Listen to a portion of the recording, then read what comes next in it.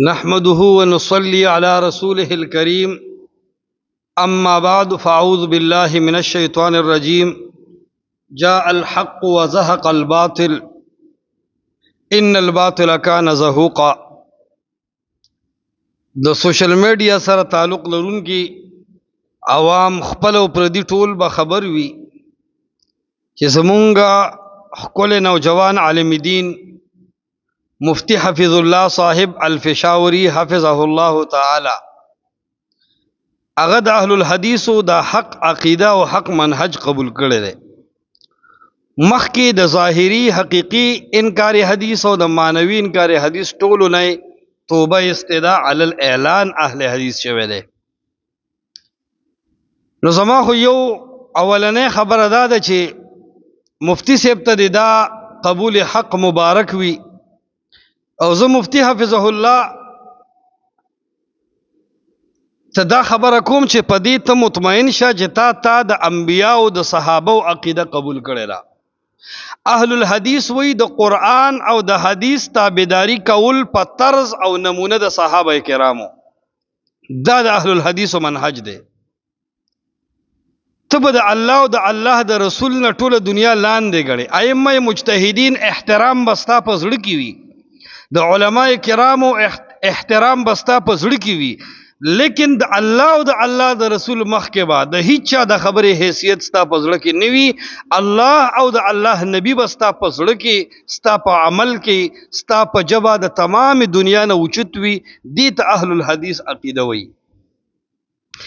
دویم نمبر، زه عام علماء ته دا وایم کم خلک چې د مفتی حفظ الله حفظه الله زاړه بیانات نشر کوي یا داغه اختلافي زړې خبرې یا د اهل حدیثو هغه مخالفتونه ذکر کوي کوم چې هغه د جاهلیت په زمانه کې کړي دي، دې ډېر شور ورکی. نو زه یو خبره دا کوم چې دام خدا چې د مفتی صاحب ځنې کمزورې خبرې شته. ولې خدا؟ ځکه خدا چې په دې بم د چا بلاس کم شي، د چا غوسه په دې هم کنټرول کیږي. دویم دا خبره کوم چې ګوره مونږ تاسو مسلمانان یو، کله چې څوک حق قبول کی او د ګناهونو نه او د مخکې جن توبه وباسي، د علماو کردار داوی انصاف داوی داغه ټول ګناهونه الله معاف کوي. نو اے انسانانو تاسو ولې نه معاف کوئ؟ مونږ حنفیت کې وخت تیر کړ دی، حنفیت کې، دیوبندیت کې یا په ډلو تنظیمونو کې او په پنځپیریت کې په دې سيزونو کې چې کنزل نه کې سبکه په حق الزامونه نه لګي، د حق بی عزتی نه کې نور بکیسو نه کده کنزلی کړي وي، پچای طعنی کړي وي، یا د حق مخالفتونه کړي یا حق ته غلط نسبت کړي. نو دا خو دور داسې و چې دغه نه بغیر چاره نه و. اوس چې د قرآن او حدیث قبول کو، اوس به ټول خلک کنزلی کوي، مفتی صاحب به خاموشي کوي. ټول خلک به کنزلی کوي، مفتی صاحب به د الله د پاره معافي کوي. ټول خلک به کنزلی او طعنی او پروپاګاندا کوي، مفتی صاحب به قرآن او حدیث بیانوي. دا اوس د دې عقیده کمال دی. دې کې سړی اصیل وي، دې کې سړی اشراف وي، دې کې د سړی خلق کې عزت پیدا شي، خبرو کې ادب پیدا شي، سترګې کردار گفتار د باشعور خلق شي. اوس به موږ د مفتی صاحب نه ګیله کوو که اوس کنزل وکړل، دا به ډېره غټه غلطي کوي. که اوس سپکه سپوره خبره وکړه، اوس د چا د کنزلو جواب په کنزل وکړو، اوس د چا بې عزتي وکړه، نو دا به د مفتی صاحب کمزوري وي. خو د دې نه مخکې چې کم د ډله پرستۍ او د تنظیم پرستۍ او د تقلید دور و، دا یقینا د جهالت دور شمارلی شي او په جهالت کې شرک الله معاف کوي. نو دا نورې وړې خبرې به انشاءالله چې ضرور معاف کوي. دا دوه خبرې شوې. درېمه خبره زما سلفیانو ورونو ته ده چې کوشش وکړئ ګلونو، خلک تنګ شوي دي د ډلو نه، خلک تنګ شوي دي د تنظیمونو نه، خلک تنګ شوي دي د اکابر پرستۍ نه، خلک تنګ شوي دي د اختلافاتو د متعارض اقوالو نه. دنیا سلفیت ته را روانه ده. دا چې منکر حدیث او توبه وباسي، دی جمعیت ته ولې نه ځي؟ مفتی حفظ الله واپس اشاعت ته ولې نه ځي؟ مفتی حفظ الله تبلیغیانو سره سیروزه کې ولې نه ځي؟ مفتی حفظ الله جماعت اسلامی سره وټونو ته ولې نه ودرېږي؟ مفتی حفظ الله بریلیانو سره عرسونو ته ولې نه ځي؟ دا ټول فرقو دي ته نه ځي او اهل الحدیثو ته راځي. تپوس ته وکړو دی ولې؟ هغه وایي ما قرآن او حدیث وکتل، د قرآن په جبه هم اهل الحدیث حق دي، د سلف او د تاریخ په لحاظ هم اهل الحدیث حق دي.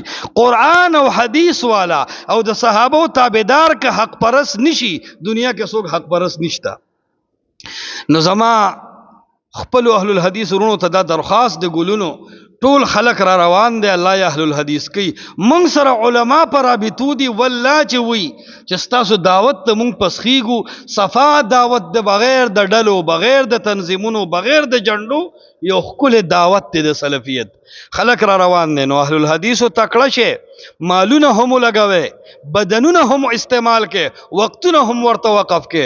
د مفتی حفظ الله صاحب حفظه الله داسې استقبال او داسې عزت او اکرام او ملمستیاو کې چې د ده حوصله هم کمزورې پاتې نشي، او دومره عزت ولا ورکې، دومره عزت ولا ورکې چې کم خلق د یری د وجنه او د ملامتیا د وجنه او د خپل عزت بیللو د وجنه سلفیت نه قبلی، چې هغې کې جرأت پیدا شي، دا د قرآن او د حدیث فضا عام شي، دا خپل دعوت شروع شي، او دا د بیدینې دعوتونه، دا احادیثو ته ځواني ویل، دا احادیثو ته په عقیده کې مردود ویل، دا احادیثو ته په عمل کې غیر یقیني ویل، دا کمزور او پلیته فضا ختم شي، د قرآن او د حدیث یو ښکلې فضا جوړ شي.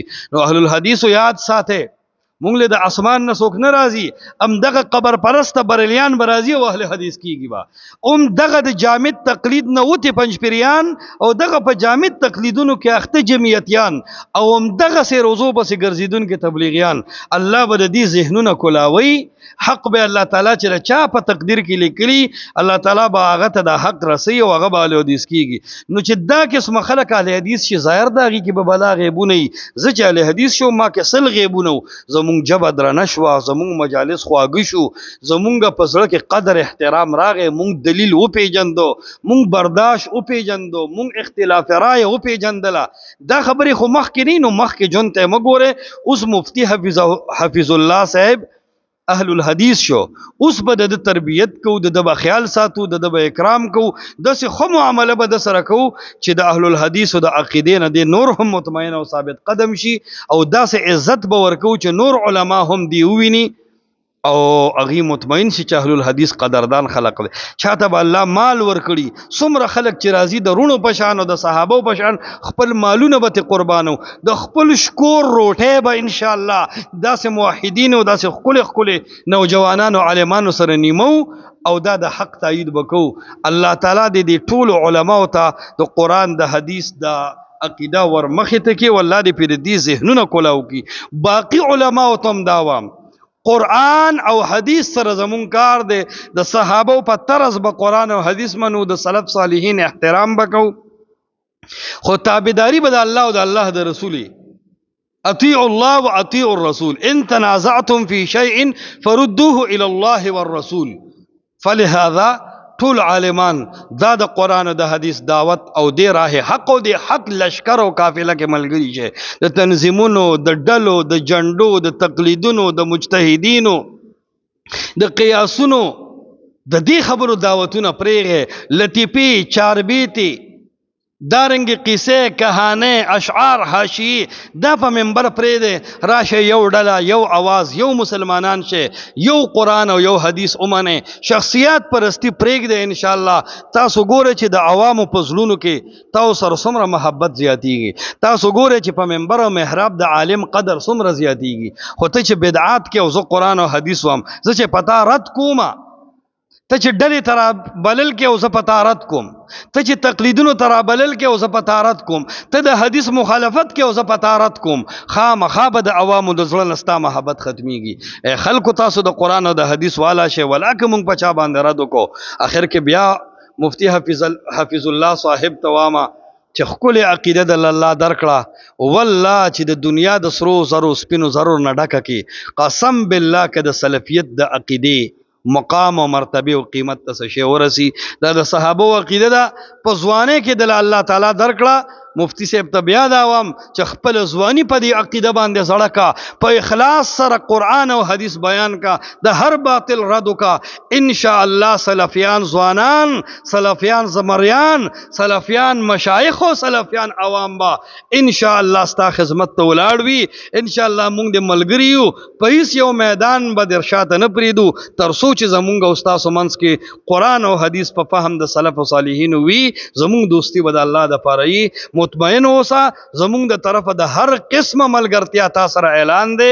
الله تعالی دې په حق باندې مستقیم کا او دا کائنات ټول علما او ټول خلق دی الله تعالی د دې ښکلې عقیدې نه منور کی. جزاکم الله خیرا وبارک الله فیک.